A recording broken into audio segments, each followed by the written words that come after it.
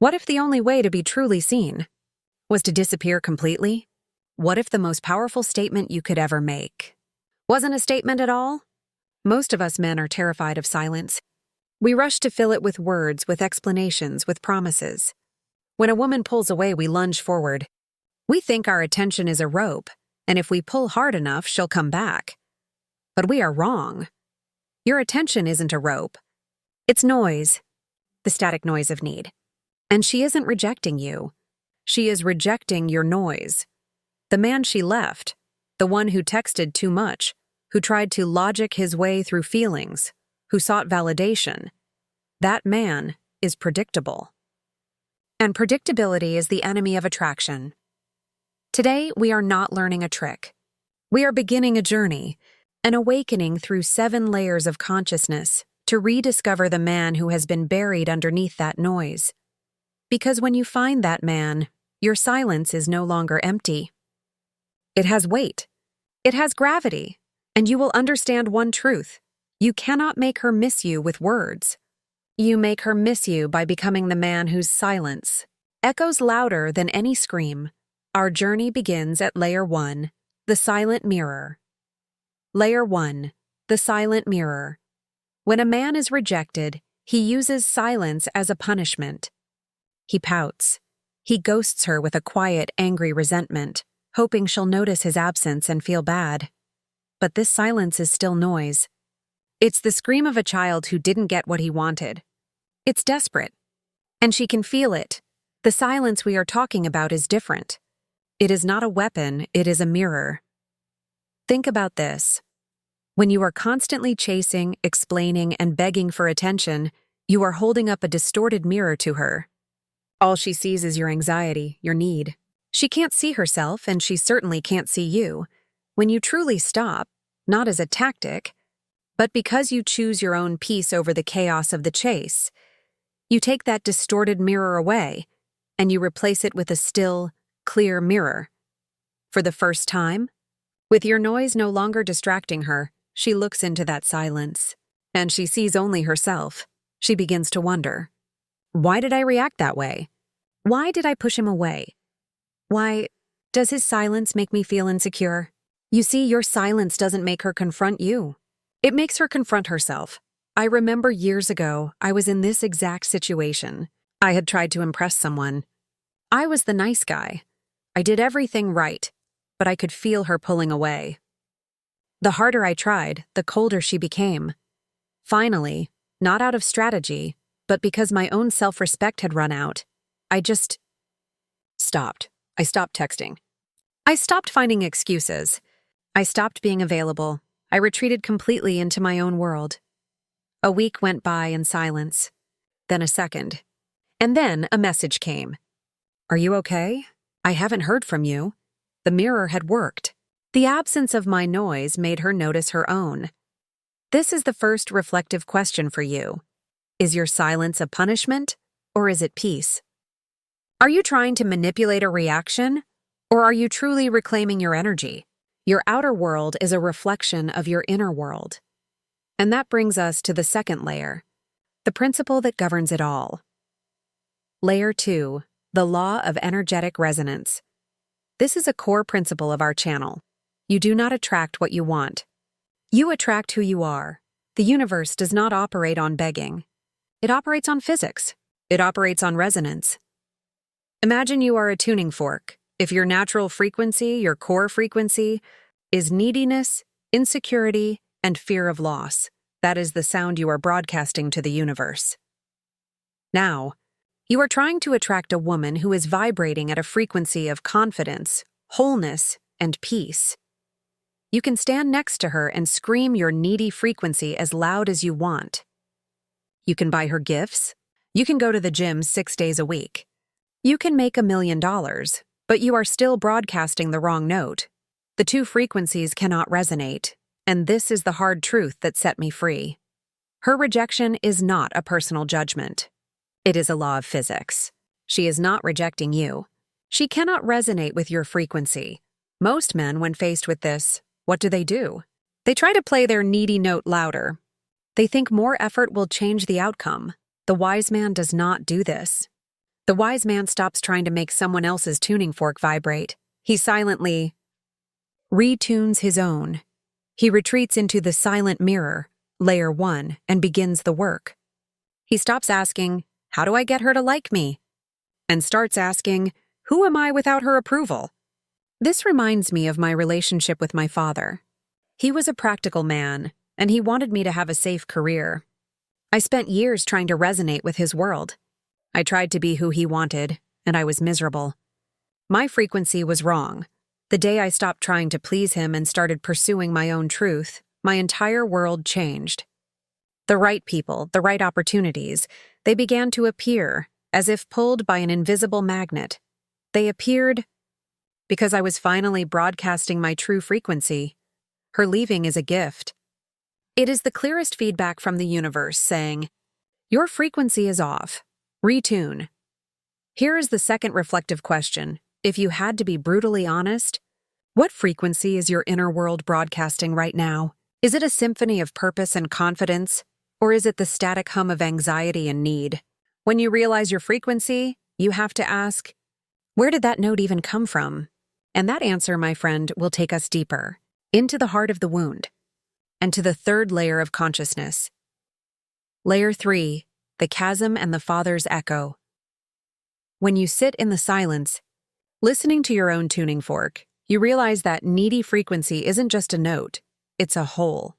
A deep, empty chasm in your chest that you have spent your entire life trying to fill with the approval of others. This is where we make the pivot. This is where we stop looking outward at what she is doing and start looking inward at what you are feeling. We think the problem is how to get her back, but that is a lie.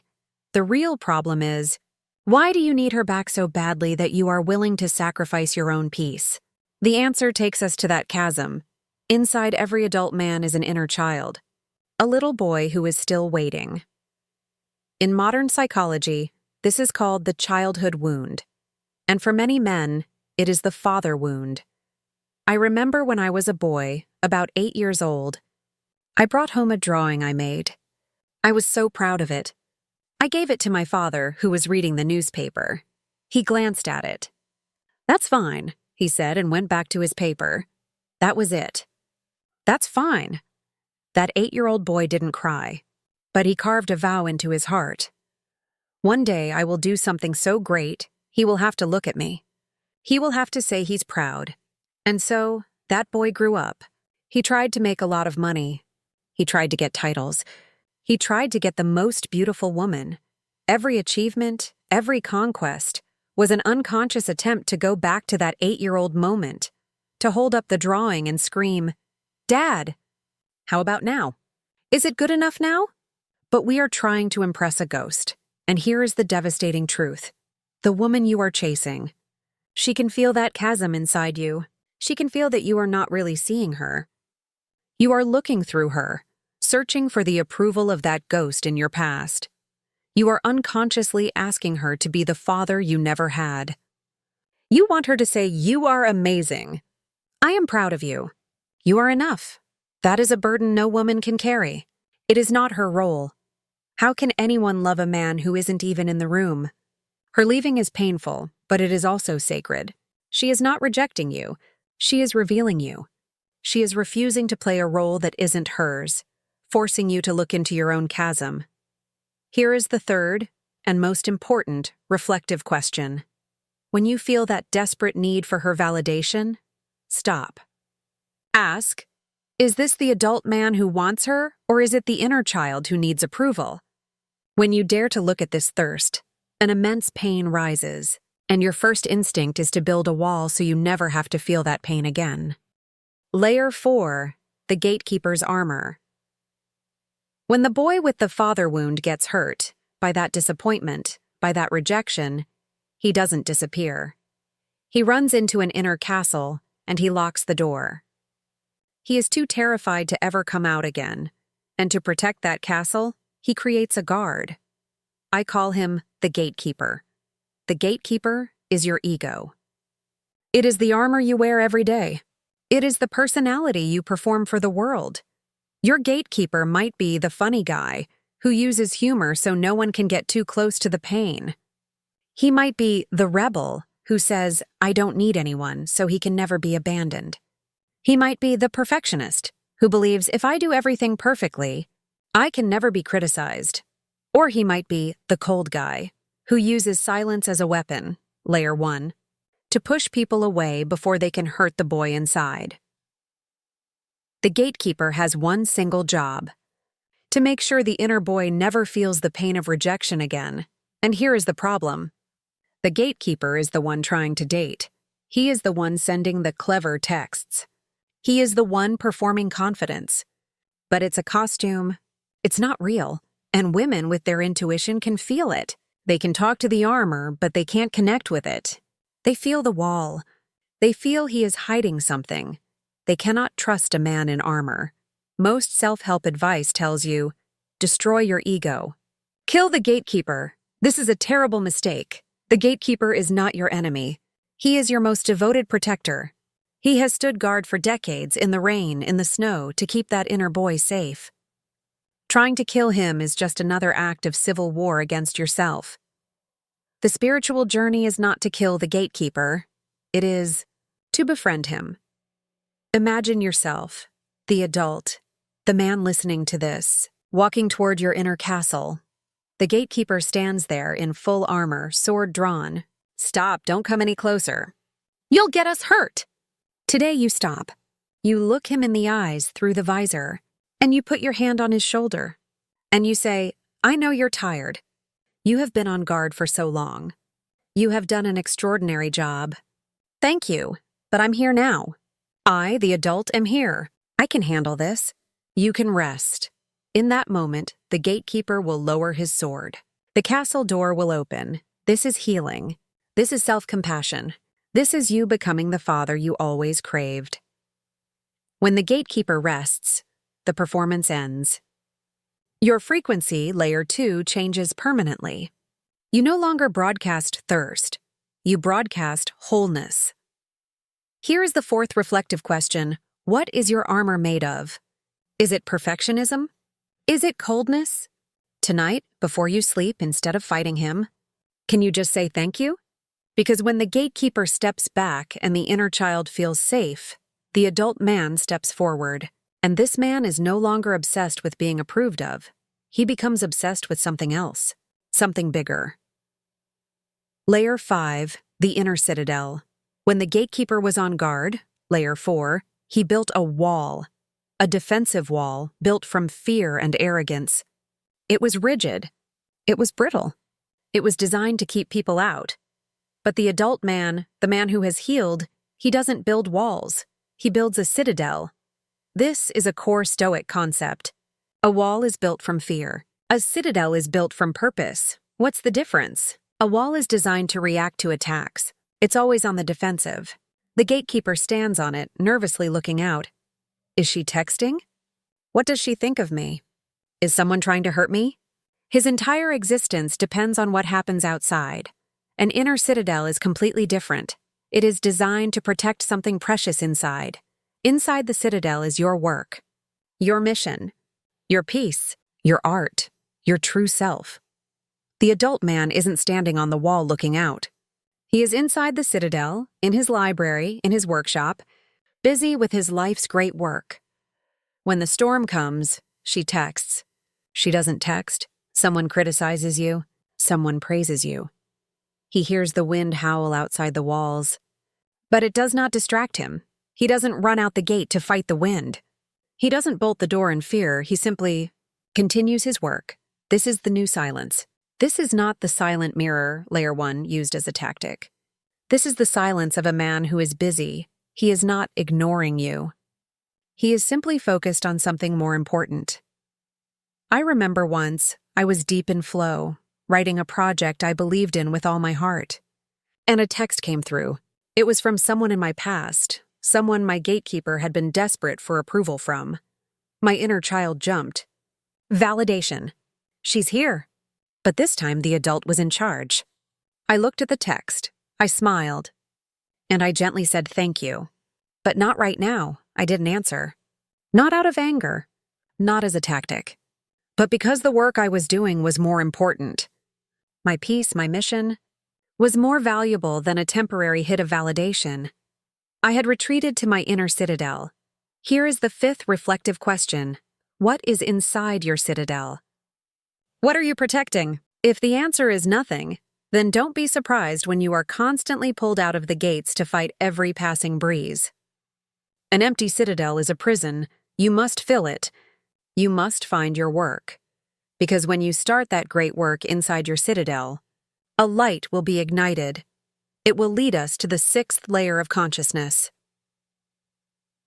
Layer 6. From the holder to the lighthouse. For years, I thought love was about holding. I thought a man's strength was his ability to keep a woman by his side. She is mine. I was the holder. I tried to control, to impress, and to cling. I tried to be everything for her. But when you try to be everything for one person, you become nothing to yourself. And the holder always lives in fear. He fears losing what he is holding. He becomes an energetic black hole, layer 2. Her leaving layer 1 was the final lesson. It teaches you cannot hold anyone. The man who has healed, layer 4, and built his citadel, layer 5, understands this. He gives up the role of the holder, and he takes on a new role, the lighthouse. What's the difference? The holder tries to pull her ship into his harbor. He screams, "Stay here with me! It's stormy out there!" The lighthouse doesn't care about any specific ship. The lighthouse has one singular mission: to shine. It stands firm on the rock, rooted in its purpose. It shines its light out to sea, consistently, no matter the weather. It doesn't care if ships pass by. It doesn't care if ships choose to follow its light or not. It simply shines. This is the man who has found his purpose. His light is his mission. It's his art, his business, his truth. He no longer asks, "How do I get her back?" He asks, "How can my light burn brighter today?" And here is the great paradox of attraction. A woman feels no safety with the holder. She feels imprisoned, but she is magnetically drawn to the lighthouse. She is drawn to a man who has something in his life more important than even her. His purpose creates a solid frame she can lean against. She knows that even if she has an emotional storm, he will still be standing. He is the lighthouse. He doesn't need her. He is busy with his light. And precisely because he does not need her, she begins to want him. She becomes the ship that voluntarily steers toward the light, craving the warmth, the clarity, and the stability that it represents. Here is the sixth reflective question. What is your light? If you stopped chasing relationships today, what would you pour that energy into illuminating? Start building. Start polishing your lens. Because when you shift from the holder to the lighthouse, you don't just change how you love. You change how you exist. You have become strong. You have become purposeful. You have become full of purpose, full of self-respect, full of wholeness. And now, I am going to ask you to do the most terrifying thing of all. Let it all go.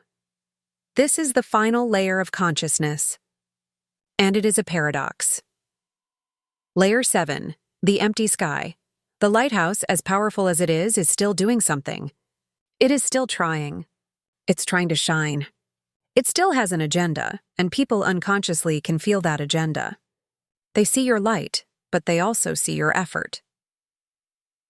The final layer is to stop trying. Think about this. The lighthouse shines into the darkness, but what allows the light to be seen? It is the night sky. The sky does not try to do anything. It does not try to hold the stars. It does not try to guide the ships. It simply is an empty space. It is the infinite emptiness that allows all other things to exist within it. It allows the storm, it allows the sun, it allows the stars, and it allows the darkness. It does not judge. It does not cling. It does not push away. It just is. In Eastern philosophy, this is called wu wei, the action of non-action, or sunyata, emptiness. This is the man who has reached the highest layer. He is no longer the holder, trying to cling.